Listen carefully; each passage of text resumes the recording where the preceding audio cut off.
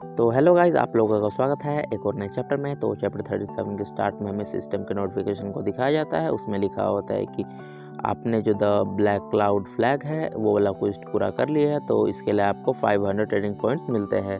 उसके बाद लिन कहता है ये जो द ब्लैक क्लाउड फ्लैग है उसका मतलब एबिलिटी है कि मैं अपना अटैक और डिफेंस को कंबाइन कर सकता हूँ। इससे मुझे ये फ़ायदे मिलेगा कि जब भी मैं फॉर्मेशन वगैरह चालू करूँगा तो वो बहुत ज़्यादा मतलब पावर मेरा स्पिरिचुअल एनर्जी खींचता है, और इसके कारण मैं जल्दी ही नहीं थकूँगा और उस फॉर्मेशन को ज़्यादा देर तक बनाए रखूँगा।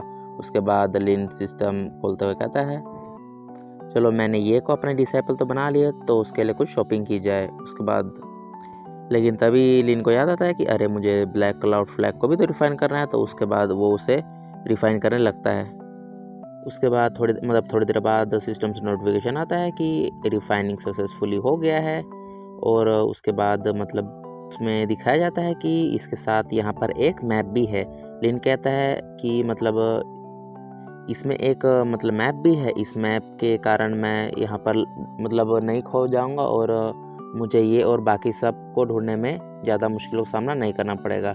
उसके बाद वो मैप खोलता है, उसमें मतलब सबकी लोकेशन दिखाई जाती है और वो कहता है कि ये ज़रूर ये शाह और यान होंगे, वो सब लगभग साथ में ही हैं। लेकिन लिन को वहाँ पर मतलब बहुत सारे अलग अलग मतलब कल्टीवेटर का क्वेश्चन दिखाया जाता है। वो कहता है कि शिट, मुझे वहाँ जल्दी ही जाना पड़ेगा, नहीं तो वो सब किसी मुसीबत में आ सकते हैं। फिर लिन उन लोगों के पास पहुँच जाता है और वो मतलब लिन को वहाँ से बात करने की आवाज़ आती है और लिन कहता है चलो मुझे ये लोग मिल ही गए। कोई शव के बारे में बात कर रहा होता है कि ये बच्चा तो इतना मतलब छोटा है और ये क्यूए डिसेबल लेवल 7 पे है, इसके पास बहुत ही अच्छा टैलेंट है। और मतलब दूसरा बंदा पूछता है कि बच्चे तुम्हारा नाम क्या है, और शव कहता है अंकल और ग्रैंडपा, मैं यू हाओ हूँ और ये मेरा कज़न यूएन है। उसके बाद वो मतलब सामने वाला बूढ़ा आदमी कहता है कि छोटे बच्चे, क्या तुम द ग्रेट क्वीन एम्पायर से हो? क्योंकि तुम्हारा नाम मतलब तुम्हारा सरनेम ये है, सॉरी गाइस, यू है। आगे शाव कहता है अरे ग्रैंडपा, आपको कैसे पता चला कि हम लोग मतलब यू क्लैन से है? ये सब बात सुन के लिन कहता है अरे बच्चा अब चालाक हो रहा है। आगे वो ओल्ड ग्रैंडपा मतलब बूढ़ा आदमी कहता है कि जो यू क्लैन है वो मतलब द ग्रेट क्वीन एम्पायर का one of the greatest clan मतलब बड़ा पावरफुल क्लैन में से एक है। मतलब उन लोगों से फाइट करना उतना भी आसान नहीं है, और तुम छोटे बच्चे यहाँ पर क्या कर रहे हो? उसके बाद शाह रिप्लाई करता है कि मैं और मेरा भाई बाहर खेल रहे थे, लेकिन हमने ये केव को देखा तो हम यहाँ पर घूमने के लिए आ गए। और ओल्ड ग्रैंडपा, क्या आप हमें यहाँ से बाहर निकाल सकते हैं? उसके बाद उस बूढ़ों के साथ में एक बंदा कहता है कि कुछ दिन पहले क्वीन एम्पायर से कुछ लोग मतलब इस तियानजिन सिटी में आए थे, शायद से हो सकता है कि वो लोग यू क्लैन से होंगे और ये बच्चा मतलब उन्हें फॉलो करते हुए यहाँ पर आ गया होगा। उसके बाद मतलब उसके साथ वाला बंदा कहता है अरे यहाँ पर चल के आ रहा है, और कहता है कि अरे बच्चे, तुम मतलब थंडर क्लास की टावर टेक्निक्स को यूज़ करते हो और तुम्हारे साथ एक कज़न है वो फायर टाइप का टावर टेक्निक यूज़ करता है, लेकिन ऐसा कैसे हो सकता है? जो यू क्लैन है वो तो वाटर क्लास की टावर टेक्निक्स का यूज़ करता है, और जो यू क्लैन है उसे मतलब इस दुनिया में वाटर गॉड के नाम से भी जाना जाता है, और तुम दोनों अलग अलग टावर टेक्निक्स कैसे प्रैक्टिस कर सकते हो? उसके बाद शाव कहता है कि इसे तुम्हें क्या लेना दे रहा कि हम कौन सी टावर टेक्निक यूज़ कर रहे हैं, हमारे मास्टर ने हमें जो सिखाया है हम उसे ही यूज़ कर रहे हैं। आगे वो बंदा कहता है कि अरे बकवास मत करो, तुम ऐसे कैसे किसी को भी अपना मास्टर बना सकते हो? अगर तुम यू फैमिली से होते तो यू फैमिली वाले ही तुम्हें मतलब वाटर टाइप टावर टेक्निक सिखाते। उसके बाद लिन बाहर निकलते हुए कहता है कि ऐसा इसलिए है क्योंकि इनके जो मास्टर है वो यू क्लैन से भी ज़्यादा पावरफुल है। उसके बाद लिन के निकलते ही शाह और यान मतलब अपने मास्टर को कहते हैं कि मास्टर आपको प्रणाम करते हैं मतलब, और उसका मतलब जो रेड कलर के कपड़ों में होता है वो बंदा कहता है बड़ी बड़ी तो बहुत छोड़ रहे हो, सबसे पहले ये तो बताओ आखिर तुम हो कौन?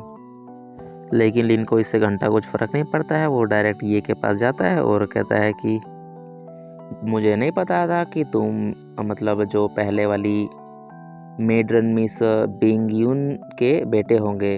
अगर मुझे पहला पता लगता तो मैं पहले ही तुम्हारी मदद के लिए आ जाता। तुम इतने बड़े हो चुके हो और सामने से कहता है कि क्या आप मेरी मदर के बारे में जानते हो। आगे लिन कहता है कि उस दिन जब तुम मुझे स्प्रिंग माउंटेन में मिले थे तो मैं अपनी ओल्ड फ्रेंड की कबर पे जा रहा था।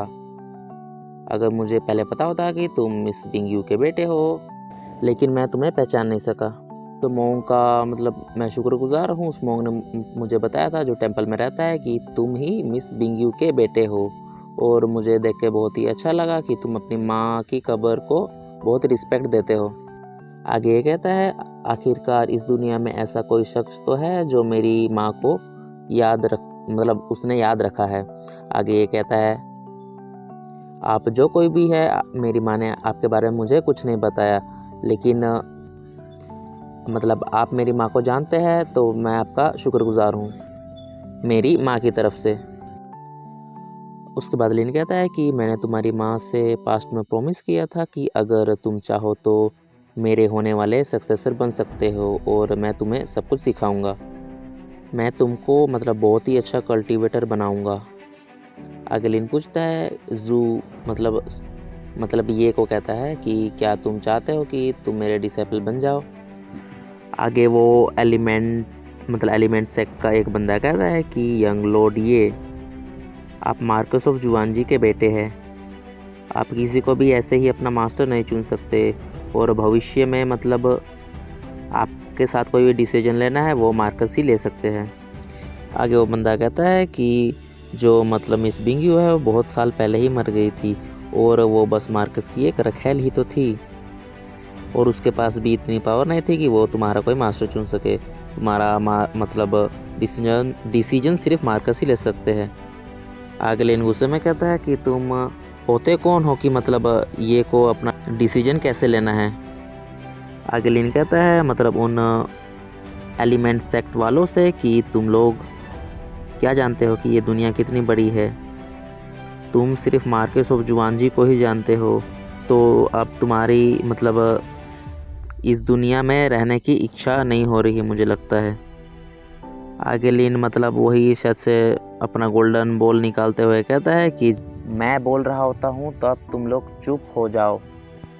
आगे लिन कहता है कि ये को अपना डिसीजन खुद लेना चाहिए, और ऐसा कोई यहाँ पर नहीं है जो ये को कंट्रोल कर सके।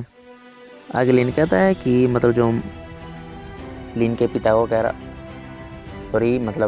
ये के पिता को कह रहा होता है कि वो एक बेकार पिता थे, वो एक बेकार हस्बैंड थे, तो उनके पास ऐसा कैसा डिसीजन है कि वो ये का रास्ता चुन सके। आगे लिन कहता है कि ये मेरे पुराने दोस्त का बेटा था, तो उसने मुझसे प्रॉमिस लिया था कि मैं इसका मास्टर बनूंगा और इसे सब कुछ सिखाऊंगा। तो तुम लोग होते कौन हो इसे बताने वाले कि ये को क्या करना है। जो ये बच्चा है इसे अपना रास्ता चुनने का पूरा हक है, और ये अपना रास्ता चुनेगा तो ये खुद ही जिम्मेदार होगा। और जो एलिमेंट सेक्ट का बंदा होता है वो कहता है अपना एक अटैक लिन की तरफ करता है और कहता है कि मरो साले।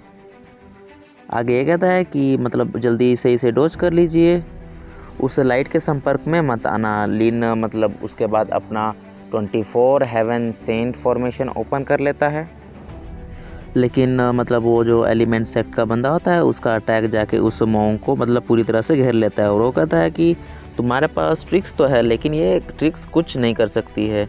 उसके बाद जो लिन के पास वही सेंट होता है, स्पिरिचुअल सेंट, वो उस जो भी उसने अटैक किया था उसको तोड़ देता है। और हम लिन कहता है कि बुद्धा बहुत ही दयालु है, वही डायलॉग चिपका रहा है जो मोंग ने चिपकाया था।